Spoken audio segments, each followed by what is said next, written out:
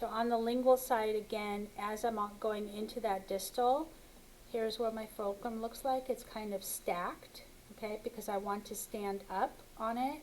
So if my hand is flat, I'm not going to get my tip to stand up. So if I stack it sideways like this, you can see my hand is stacked, okay, and that will allow me to stand up on the tip and get into that distal. So starting again at the distal line angle, I'm cross arch fulcruming stacked, reaching away into that. I don't need to be way up here on my tip. I can come back on it, and that way I can reach back there and I can see what I'm doing. My hand's not in the way.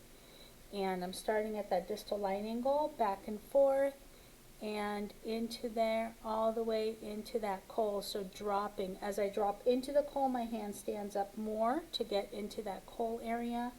Remember to come up under the contact, all the way around it, and then continue on the line angle. And sweeping motions, unless I find calculus, which means I tap on it and then sweep. Coming around the lingual, again I was on the face on the distal, lateral side here, staying adapted on the anterior third, coming around, and once I get to the, and if I need to, I can swing over here and use the face of my instrument, still adapted on my anterior third, moving to the mesial. Now I'm using the back of my tip, coming around that line angle, and I'm really dropped down. So now instead of stacking, I'm flat with my fulcrum.